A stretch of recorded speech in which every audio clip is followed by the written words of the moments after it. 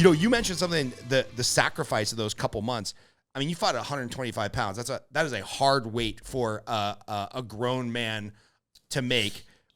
Can you talk about what is a training camp, maybe specifically with Team Alpha Male? What does a training camp look like? What's the sacrifice away from family, food? I mean, obviously the workouts are hard. Like everybody that makes the UFC is an elite athlete. But I feel like the guys that really make it to an elite level, they must be making some other level of sacrifice, or they must be putting in some extra time at the gym or some extra something in the diet. Like you don't get to the pinnacle of the pinnacle without additional sacrifice. Yeah.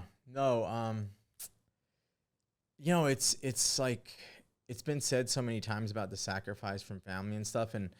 But I love how you said it as well. 'Cause I looked at it in the same way as like, everyone's working hard. Like you just have to work a little harder, do a little more. So for me, it's like, I can go into obviously the weight cutting, the dieting, the sacrifice from, family, loved ones, everything. Just enjoying, food. Yeah. But then like that goes into just enjoying time, because there's Thanksgivings, there's Christmases, there's birthdays, and all that stuff that you miss out on along the way. And I mean, the sacrifice is really like nothing else. It's really like even hard to explain. But in general, it's just like, for me, I would just know I have to do more. Like if I'm going to be better, because everybody just did that practice, right? Yeah, so obviously you're staying in shape year round. Yeah. You're practicing, you're doing jiu-jitsu. But when it's like, okay, I'm going to fight Henry Cejudo, how far out do you start? Like, what are you walking around at weight-wise? And then where does it start? You know you're going to fight. The UFC says, okay, in 4 months you've got to fight in December. Like, when do you start your intense prep? Yeah, well, you know what? It's like, on the same note, it's like, if you want to succeed in the sport, there's no like stopping and going. You know what I mean? It's like all the elite people, you train year round. Funny enough, I would sometimes train harder when I didn't have a fight, because I had no regard for my body or my health or feeling good. When I'm in camp and I know I'm fighting a guy like Henry Cejudo and I have, my 2 sparring sessions a week, I want everything to be perfect. I'm working on my recovery, I'm doing everything right. I'm doing everything with a purpose. But it's like, I just put the pedal to the metal when I wasn't fighting, because like, this is when I'm just going to build. I can try things. There's no sacrifice. Like, you don't want to have a bad day when you're in camp. It's going to happen, but you don't want to be like, oh, I was working on this and I got messed up. Like, tweak a shoulder, trying something new. new. Out of camp is the time for me where I like, oh, I'll go 5 times, today. Oh, I'll go do another one. I'll go another round, because I was like, I don't have to feel good. Right. I just have to get better and tougher, and, and so I did a lot of that, because then when it was camp, I was like, all right, well, now I'm going to be perfect.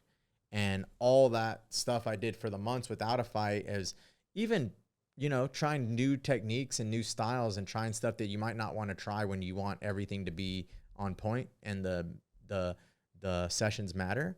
You can kind of take all that stuff you were just exploring with into this next camp. So for camp, it was all about being perfect. Like, I would take rest days when I needed to. It's all about feeling good.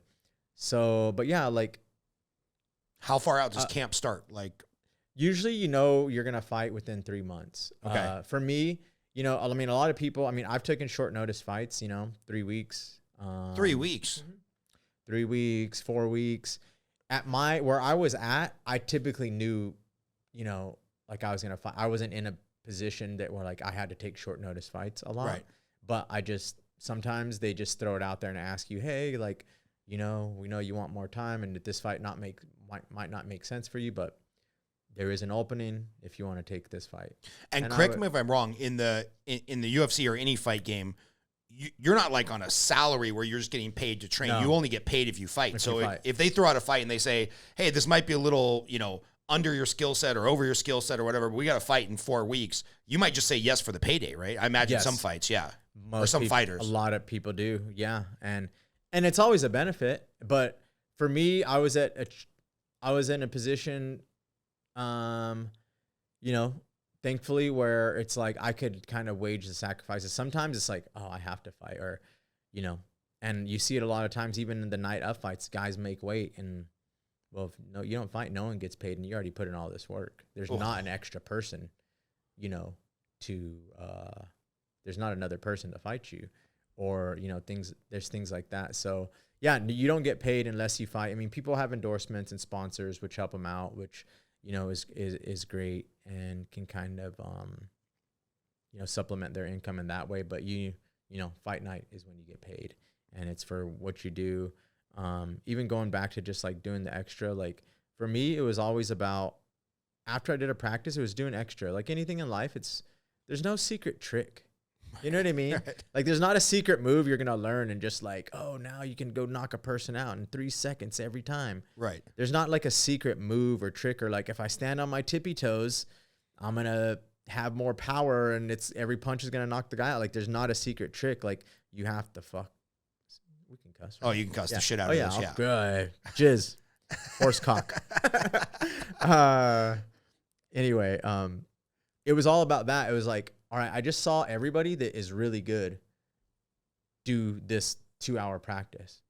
Well, how am I going to get better than them if I just did the same thing? Or like if me and him were even in practice, or, you know, he's been doing it longer than me, like how am I going to get better if I don't go do something else? Yeah. We just did the same thing and he's better than me, or we just did the same thing and he's wrestled years longer than me.